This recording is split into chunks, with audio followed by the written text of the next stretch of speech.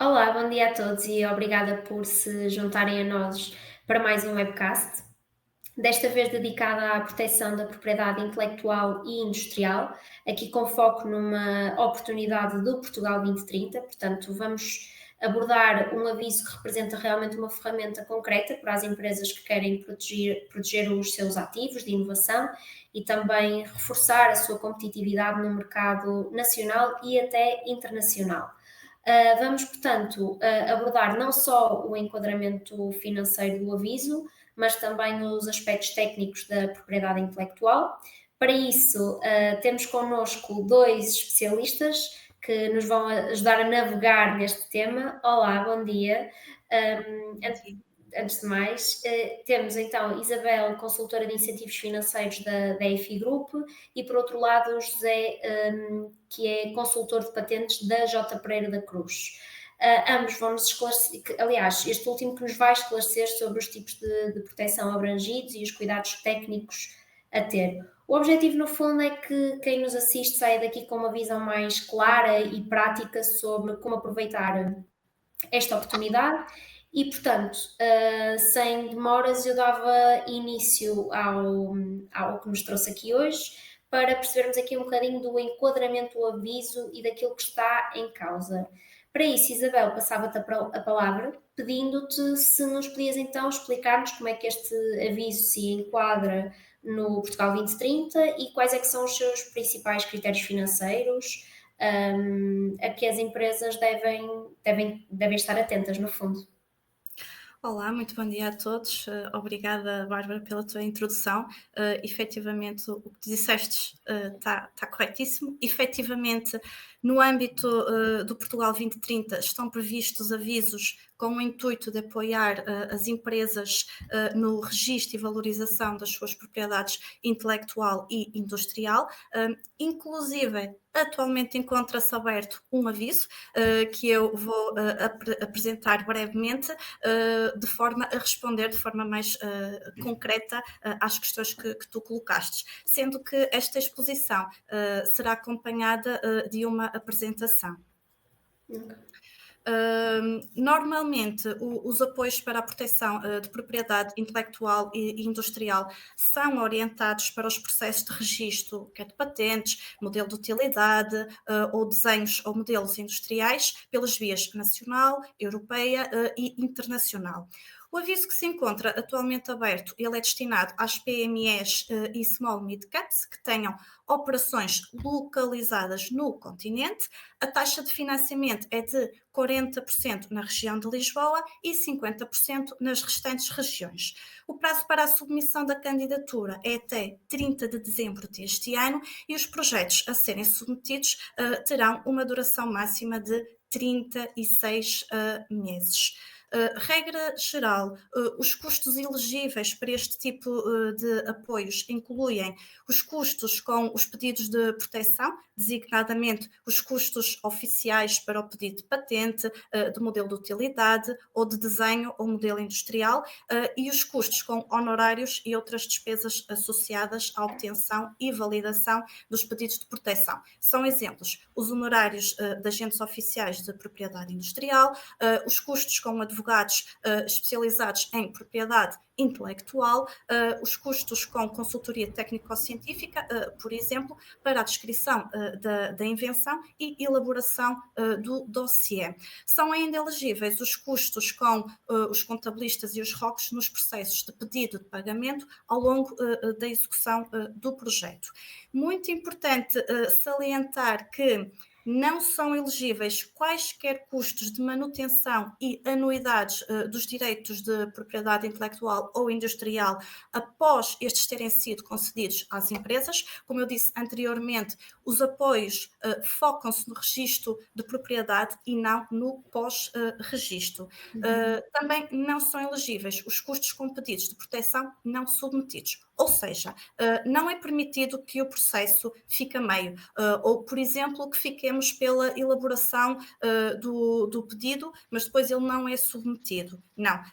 A submissão tem de estar prevista no âmbito da candidatura para que toda a despesa associada a este processo seja elegível. Depois, estes tipos de apoios abrangem várias tipologias de operações de pedidos de proteção, sendo que cada um deles apresenta limites à despesa elegível. Aqui nesta tabela são apresentadas as várias ações apoiadas e a respectiva despesa máxima elegível. Temos então como operações elegíveis os pedidos nacionais, quer de patente, de modelo de utilidade ou desenho e modelo industrial, e estas operações têm um limite de despesa máxima elegível de 3.500 euros. Depois também temos os pedidos de proteção no estrangeiro, pela via direta junto das respectivas administrações nacionais, sendo que estas operações têm um limite de despesa elegível de 600.000 euros. São também financiados os pedidos de patente europeia, sendo que esta operação tem limites de despesa elegível bastante superior, no valor de 60.000 euros no máximo. Também são apoiados os processos de entrada nas fases nacionais de um pedido de patente internacional, que também tem um limite de despesa elegível no montante máximo de 60.000 euros. E, por fim, são elegíveis os pedidos comunitários de desenho ou modelo apresentado no Instituto de Propriedade Intelectual da União Europeia, sendo que esta operação tem um limite de despesa elegível no valor de 3.500 euros. Muito importante realçar que a fase inicial dos pedidos internacionais só será financiada com a concretização da entrada nas fases nacionais ou regionais na mesma candidatura. E a candidatura pode integrar mais do que um pedido de direito de propriedade industrial ou intelectual. Por fim, as empresas que queiram concorrer a este tipo de apoios, elas têm de cumprir com alguns critérios de elegibilidade, ou seja, para além de elas terem de ser e até de comprovar o seu estatuto de PMEs e de Small Mid Caps, elas também terão de demonstrar dispor de fontes de financiamento para assegurar a realização da operação, uma vez que só uma parte das despesas é que será financiada, ter uma situação económica ou financeira equilibrada e, inclusive, tem de ter uma autonomia financeira superior a 15%, não podem ser consideradas uma empresa em dificuldade, têm de demonstrar o cumprimento do efeito de incentivo, ou seja, as ações e os investimentos preconizados na candidatura só poderão ser executados após a submissão dessa mesma candidatura. E também, muito importante, nos casos em que existe direitos partilhados ao pedido de proteção, a empresa terá de ter uma autorização dos restantes requerentes para apresentar a candidatura e assumir as responsabilidades inerentes. Por isso, Bárbara, e respondendo de forma muito direta à tua questão e até em jeito de conclusão, existem efetivamente, no âmbito de Portugal 2030, incentivos financeiros para apoiar as PMEs e as small mid caps nas suas estratégias de proteção de propriedade, quer intelectual, quer industrial, e por isso qualquer empresa com este estatuto e que cumpram com todos os critérios de elegibilidade mencionados e prevêem nos próximos anos submeter pedidos de proteção, seja a nível nacional, seja a nível europeu ou até internacional, poderá e deverá concorrer a este tipo de candidaturas, porque inclusive elas têm taxas de financiamento bastante interessantes. Sem dúvida. Obrigada, Isabela. É isso mesmo que estás a dizer. Acho que foi um bom ponto de partida para esta nossa sessão. As empresas que nos estão a ouvir perceberem quais são os critérios que devem cumprir, não é? E passando essa fase do cumprimento daqueles critérios base de elegibilidade, eu se calhar chamava aqui o José à conversa porque apresentaste-nos, Isabel, aqui os principais tipos de proteção de propriedade intelectual que estão abrangidos por este aviso, mas ninguém melhor do que o José, no âmbito daquilo que também é a atuação da própria J. Pereira da Cruz, para nos explicar os aspectos técnicos que devem ser considerados pelas empresas em cada um destes tipos de proteção. Pode ser, José? Pode ser, estou cá para isso. Boa. Muito bom dia. Bom dia. E, portanto, também tenho aqui um auxílio de alguns slides visuais, também para ajudar a comunicação com os possíveis interessados nestes incentivos, que são, Perfeito. de facto, muito úteis. Portanto, aqui o objetivo que nós temos na J. Pereira da Cruz é também ajudar as empresas a passar do papel à proteção dos seus ativos e, portanto, queremos ajudar a transformar criações e invenções em ativos protegidos. Portanto, relativamente aqui, e já deram a Isabel já deu aqui uma boa introdução aos diversos pedidos, aos diversos direitos de PI. A verdade é que tudo começa com uma ideia e com um conceito, e, portanto, é natural as empresas que inovam estarem à procura da próxima grande ideia que lhes possa trazer algumas vantagens. Essas vantagens podem-se passar por desenvolver um produto diferenciado que tenha maior eficiência, que possa trazer um valor acrescentado e uma maior competitividade no setor de atividade da empresa. E, portanto, os direitos de propriedade industrial são uma maneira de proteger esses ativos para capitalizar o máximo dessa inovação. Portanto, eu vou aqui diferenciar entre desenhos ou modelos e patentes e modelos de utilidade. Vou começar pelas criações estéticas, no que diz respeito aos desenhos ou modelos. Os desenhos ou modelos designam a aparência na totalidade ou em parte de um produto resultante das suas linhas, contornos, cores, formas, texturas ou do próprio produto e da sua ornamentação. Isto quer dizer o seguinte, quer dizer que através de direitos de desenho ou modelo protegemos a estética do produto. Portanto, não estamos propriamente interessados numa solução tecnológica, em resolver um problema técnico, mas estamos interessados em proteger a estética, a aparência, porque é precisamente a estética e a aparência que nos vai dar esse valor acrescentado, essa maior competitividade no mercado. E, portanto, aqui dou um exemplo de um e-book reader, portanto, do Kindle, que tem também o desenho, um modelo registado, em que, neste caso, são as linhas de contorno que são alvo de proteção. Para proteger um desenho ou modelo, é preciso obedecer a certos requisitos, nomeadamente o requisito de novidade e o requisito de ter um caráter singular. Portanto, o objeto tem que ser novo.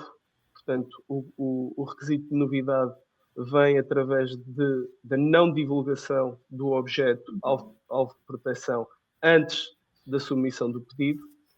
E o objeto também deve ser único face a registros anteriores. Portanto, ter esse caráter singular que permite ao consumidor distinguir a aparência e a estética de um produto em relação a outros no mesmo setor.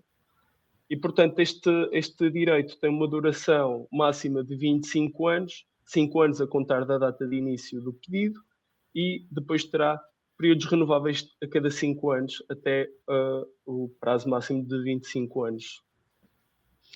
Relativamente aqui às invenções, entramos no domínio das patentes e modelos de utilidade, que até têm a maior fatia de financiamento nestes incentivos, portanto, será algo de bastante interesse para quem quiser usufruir destes incentivos. E, portanto, as patentes e os modelos de utilidade protegem invenções, e o que são invenções? São, no fundo, soluções específicas para problemas técnicos em qualquer área tecnológica. Portanto, são criações que visam a resolver um problema técnico num determinado setor tecnológico. E, portanto, é um documento escrito, é no fundo uma divulgação de como é que a invenção funciona, como é que o objeto alvo de patenteamento resolve o problema técnico que foi identificado e, portanto, é no fundo uma descrição técnica e uma divulgação à comunidade do que foi o passo inovador que permitiu resolver um determinado problema. Há também requisitos para as patentes e modelos de utilidade. Os 3 requisitos são o requisito de novidade, o requisito de atividade inventiva e o requisito de aplicação industrial. O requisito de novidade, de maneira semelhante ao dos desenhos e modelos, tem a ver com a não divulgação da invenção antes da data do pedido. Portanto, a invenção tem que ser nova, ou seja, não pode haver divulgações ao público antes de se submeter o pedido de patente ou modelo de utilidade. O requisito de atividade inventiva implica que a solução técnica tem que ser inovadora. Portanto, tem que ser algo não óbvio face ao que já existia no estado da arte, conhecido. E, portanto, tem que haver aqui um efeito inesperado dos componentes, das características técnicas que estão no centro do que foi a invenção. E o último requisito é praticamente garantido, é o requisito de aplicação industrial, em que a solução técnica é passível de ser aplicada na indústria. E, naturalmente, qualquer solução técnica será facilmente aplicada na indústria. Obedecendo a estes 3 requisitos, estamos perante uma invenção que é patenteável e, portanto, temos o caminho aberto a uma concessão e a uma proteção da nossa invenção. Essa proteção nas patentes tem uma duração máxima de 20 anos, dependendo do pagamento de anuidades, claro. Pode haver uma extensão de 5 anos e meio no caso dos medicamentos e fitofarmacêuticos, portanto, tem uma duração máxima de 25 anos e meio. No caso dos modelos de utilidade, essa duração é menor, é uma duração máxima de 10 anos, fruto também do processo simplificado e se calhar não tão rigoroso no que diz respeito ao cumprimento dos requisitos de patenteabilidade, novidade, atividade inventiva e aplicação industrial.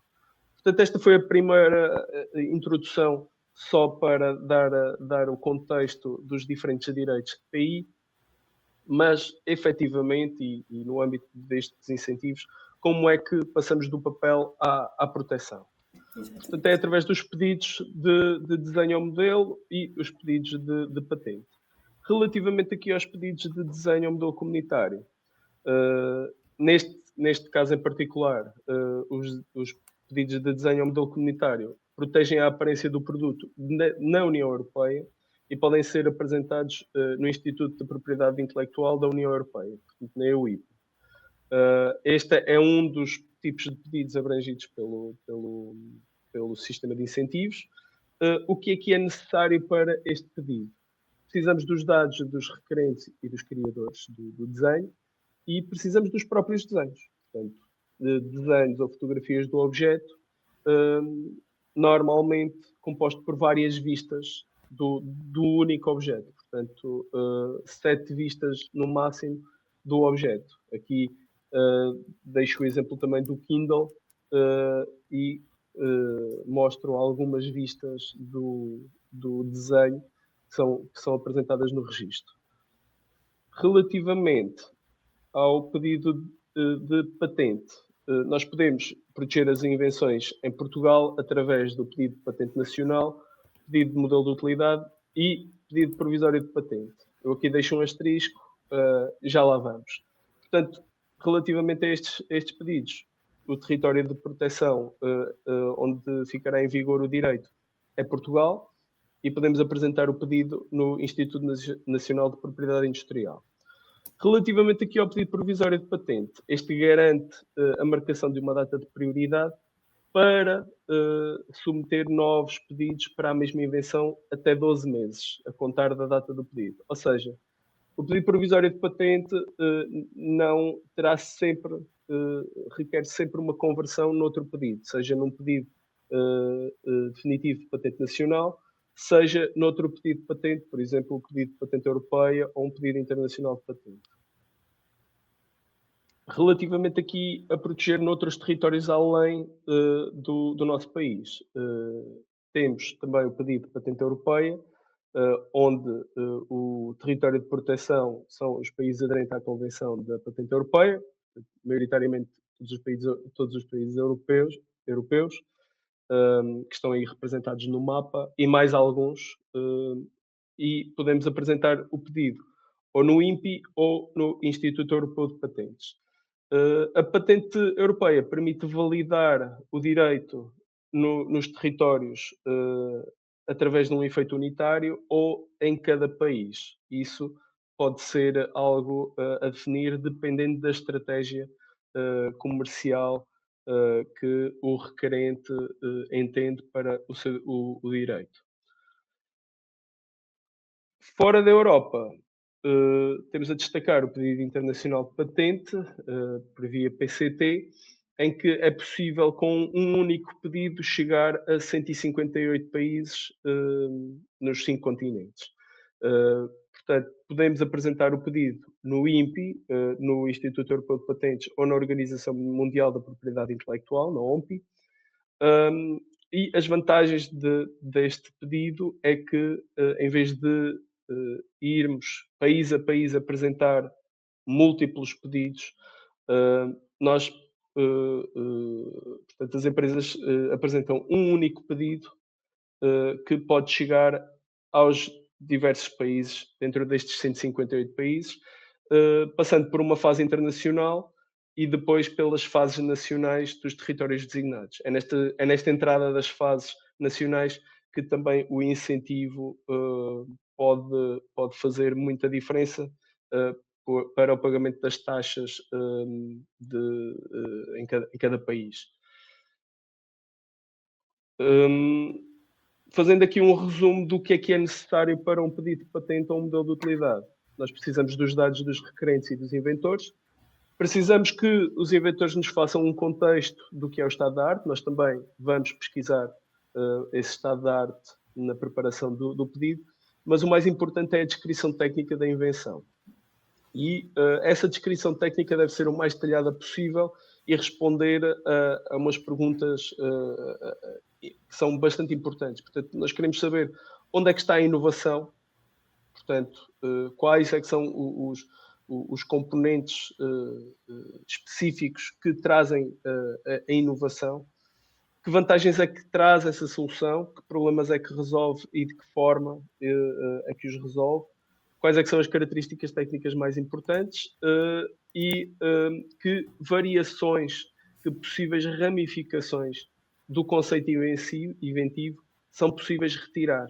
Isto é importante para nós, como agentes da propriedade industrial, podermos formular um pedido de patente que seja abrangente, que seja robusto e que tente proteger o máximo do conceito inventivo.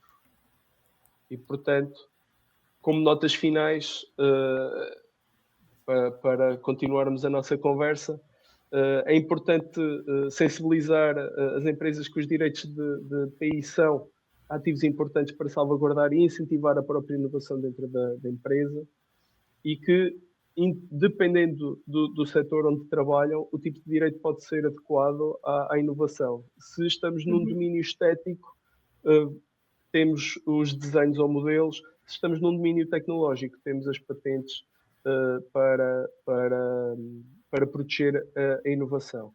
Como mensagem principal, quero deixar às empresas, primeiro, devemos proteger através da submissão de um pedido de patente ou de um pedido de desenho ou modelo, só depois devemos divulgar. Porque estas divulgações, antes de submeter um pedido de patente, comprometem muito a patentabilidade da invenção, porque já não teremos novidade.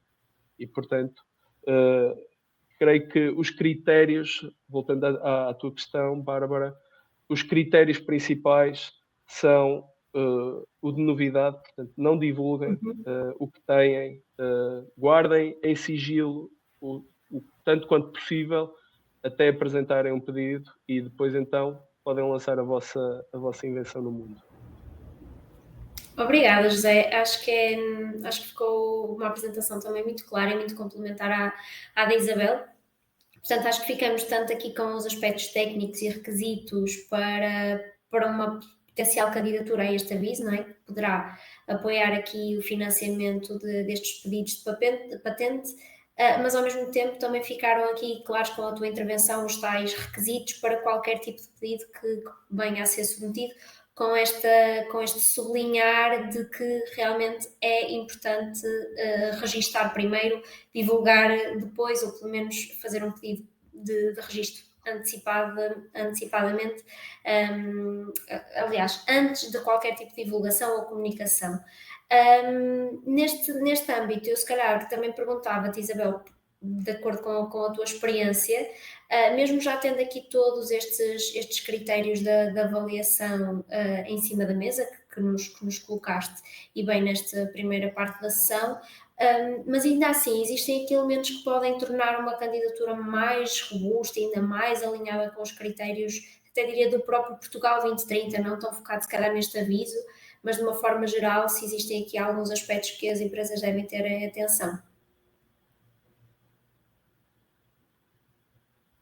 Estás com o microfone desligado, Isabel. Peço desculpa. Existem boas práticas para a preparação de candidaturas que são transversais a todas as candidaturas, inclusive a esta.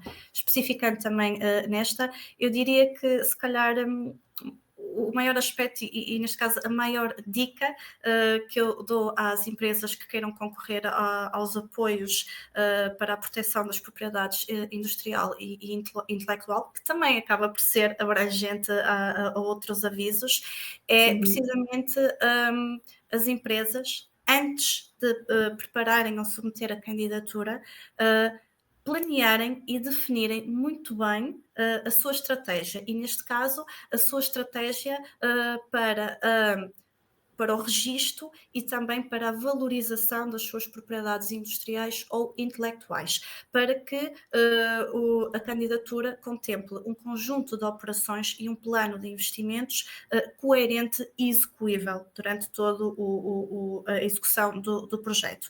Depois, muito importante é que as candidaturas ao Portugal 2030, inclusive nestes avisos também, elas vão ser avaliadas e também vão ser pontuadas numa escala de 1 a 5, ou seja, elas vão ter um mérito associado. Quanto maior for o mérito, maior a probabilidade de aprovação do financiamento. Especificamente neste aviso, o que é valorizado e, como tal, potencia o mérito do projeto?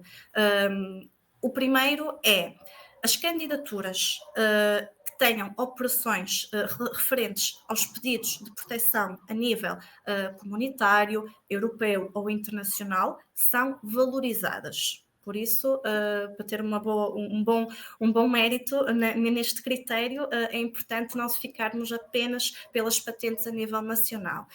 Depois, são favorecidas aquelas candidaturas em que as empresas apresentam de forma clara uma estratégia de valorização económica da propriedade intelectual ou industrial e também identifiquem de forma clara quais os novos produtos ou processos que vão resultar dessas proteções de conhecimento. Por isso, se as empresas respeitarem ou alinharem as suas candidaturas com estas dicas que acabei de dar, certamente vão ter um bom mérito na candidatura e, consequentemente, uma maior probabilidade de obterem o financiamento. Excelente. Se calhar voltava atrás. No início, logo da tua resposta, mencionaste aqui o plano de investimentos e o alinhamento estratégico. Às vezes pode ser difícil às organizações terem esta visão, mas como é que uma empresa pode justificar o impacto deste investimento, que uma candidatura ou um registro de patente não deixa de ser aqui, ter os seus custos associados, não é? Como é que pode justificar o impacto deste investimento na estratégia de inovação da empresa? Por exemplo, não é? Que tipo de produtos é que vai surgir? Onde é que eles vão ser comercializados, por assim dizer?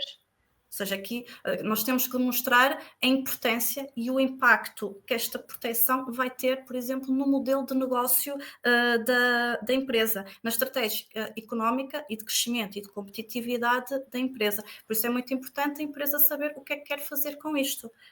Quer vender a patente? Quer desenvolver novos produtos e processos? E eles vão atuar aonde? Em que mercados? Justifica-se ir à patente internacional ou basta ficar pela patente europeia ou comunitária?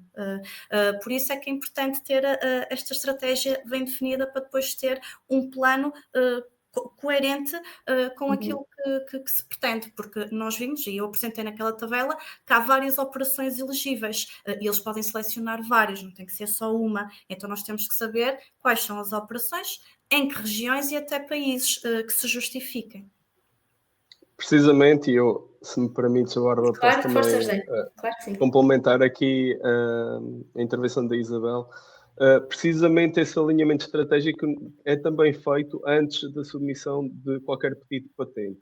Portanto, é também importante a empresa identificar mercados que são de interesse, portanto, quais é que são os territórios onde pretende proteger, e voltando aqui aos slides que apresentei, que produtos é que podem originar a partir de um único pedido de patente. Isto quer dizer, o conceito inventivo é abstrato na patente, tem que ser concretizado, sim, mas não quer dizer que deva resultar num único produto. Aliás, o ideal é haver um alinhamento prévio e um âmbito de proteção largo o suficiente para permitir que de uma única patente possam resultar vários produtos diferentes no mercado, mas dentro que partilham do mesmo conceito inventivo e, portanto, estão protegidos pela mesma patente. E, portanto, todas estas estratégias de complementaridade, portanto, complementar o âmbito de proteção com o número de produtos a lançar no mercado, complementar o tipo de pedido, se é pedido de patente europeia, se é pedido internacional de patente, complementar com os setores de mercado que pretendem atacar a nível comercial, e também relativamente ao direito, e voltando aqui também à valorização de pedidos fora de Portugal, pedidos de patente europeia, pedidos de internacionais de patente, é importante também que as empresas tenham noção que, no caso de venda do direito ou o próprio licenciamento, o valor intrínseco deste ativo também está, de certa forma, ligado ao tipo de direito. Portanto, uma patente europeia será intrinsecamente mais valiosa do que uma patente que só terá vigor em Portugal, por exemplo. Portanto, este alinhamento, este planeamento tem que ser tido em conta nos passos iniciais, portanto, antes da submissão do pedido. Excelente, pronto. Esse acho que é logo um ponto aqui de um erro a evitar. E eu se calhar perguntava também, com base na tua experiência, que outros erros técnicos é que surgem frequentemente nos pedidos de proteção e que podem ser evitados para que não comprometam a validade ou a eficácia. Falaste-nos agora disto, também já nos falaste anteriormente da questão de primeiro submeter o pedido e só depois divulgar, mas existem outros que as empresas devem ter igual atenção? Existem outros erros, não diria erros técnicos, mas falhas que deviam ser colmatadas. Eu vou na mesma frisar que a falha mais comum é a de divulgação. Portanto, há aquele impulso, assim que se tem um protótipo funcional, assim que se tem uma solução com potencial para chegar ao mercado e ter impacto imediato, há esse impulso de divulgar, de apresentar, de mostrar... Esta pressão do time to market, sim. Exatamente. E, efetivamente, as empresas até querem proteger feito. Não, vamos patentear. Só que como é tudo tão corrido e depois não dedicam tanto tempo a isto, porque eles têm necessidade de colocar no mercado e até de mostrar para recolher feedback. Eu acho que este é um dos grandes desafios das empresas.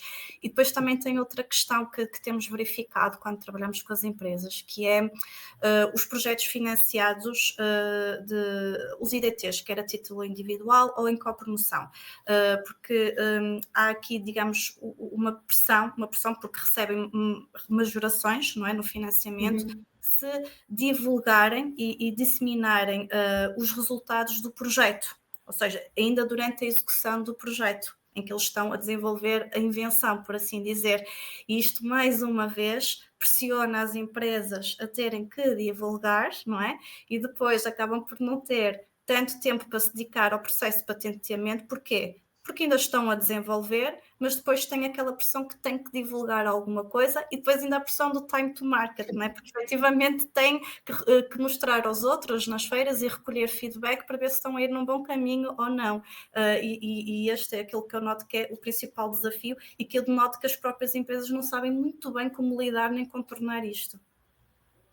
Uma das maneiras que podem contornar é terem... Às vezes há uma inevitabilidade na divulgação, e isso às vezes não podemos contornar. Mas há maneiras de divulgar sem comprometer a patenteabilidade. E, portanto, aqui vem também, digamos, os segredos. O segredo também faz parte e, portanto, é possível dizer que se tem algo inovador, novo, disruptivo, sem comprometer a patenteabilidade. Claro que convém sempre procurarem o apoio de agentes oficiais da propriedade industrial para os guiar nessa própria divulgação. Pronto.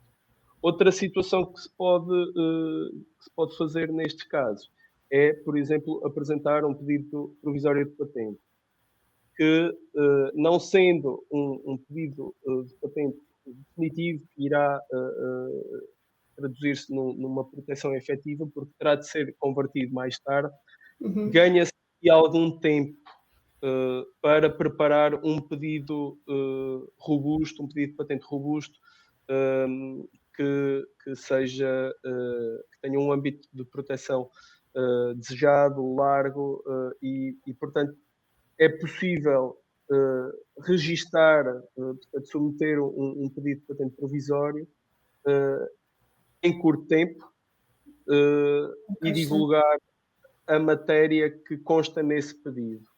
Mas não é a maneira mais aconselhada de fazer as coisas. É sempre melhor resistir ao impulso de divulgar e virem ter connosco para podermos ajudar no processo de patenteamento. Outra erro, digamos assim, a outra falha que por vezes acontece é uma certa insuficiência descritiva no processo de preparação do pedido. Ou seja, há uma certa desconfiança natural nas empresas, portanto, não queremos revelar, mas não queremos contar a história toda. Se há alguém a quem devem contar a história toda, é aos agentes oficiais, para poderem preparar o pedido de patente mais robusto, com um âmbito mais alargado possível, para identificarmos todas as possíveis variações, todas as possíveis funcionalidades, espremermos aqui a invenção ao máximo, porque não quer dizer que, ao contarem-nos todas as funcionalidades, todas as especificações, que isso vá entrar no pedido de patente.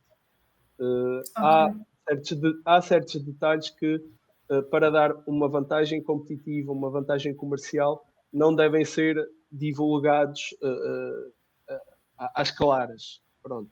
E nós podemos controlar um pouco o fluxo de informação que vai constar no pedido de patente. Mas, portanto, é importante os inventores, os requerentes, serem o mais detalhados, o mais exaustivo possível na descrição técnica da invenção e das características técnicas que estão no centro da inovação. Eu diria que estes são as duas situações mais problemáticas. A divulgação prévia antes do pedido e a insuficiência descritiva na preparação dos pedidos de patente. Excelente, José. Eu tinha para te perguntar se existem aqui alguns aspectos formais que são mais frequentemente negligenciados pelas empresas, mas eu julgo que acabaste por, tanto tu como a Isabel, acabaram por tocar aqui nesse tópico e portanto, da minha parte, acho que foi mesmo uma sessão muito esclarecedora, acho que tocamos todos os pontos, mas estão os dois à vontade para complementar. Não sei se têm mais alguma informação que tenha escapado, que gostassem de partilhar com quem nos está a ouvir.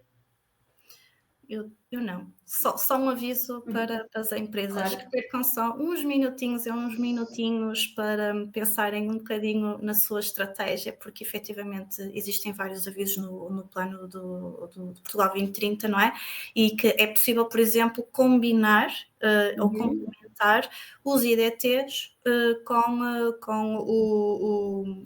com estes de proteção intelectual e industrial, e também às vezes até com outros serviços, por exemplo os CIFIDs, também os projetos que são feitos no âmbito do CIFID também podem ser complementados com este tipo de avisos. E depois, que já abordamos anteriormente, há a questão do IP-Box, e por exemplo o IP-Box também pode fazer parte da estratégia de valorização das patentes, por isso é um aviso que no fundo vem complementar muita coisa e que venha ajudar à gestão de inovação e de crescimento e competitividade das empresas.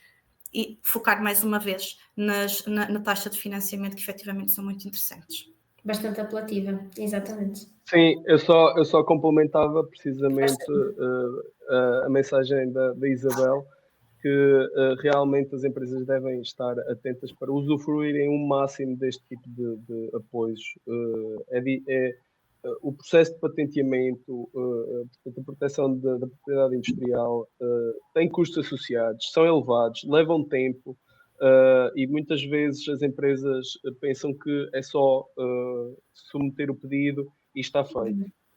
É importante passar a mensagem que o caminho até à proteção é um caminho que leva tempo e tem custos associados ao longo desse tempo. E, portanto, estes incentivos são uma dádiva para estas empresas apostarem na proteção da inovação e, portanto, devem precisamente alinhar-se com os requisitos e os critérios para estas candidaturas, de forma a obter estes financiamentos e terem uma ajuda preciosa para suportar os custos de proteção de PI. Portanto, era essa a mensagem que eu queria deixar. Excelente.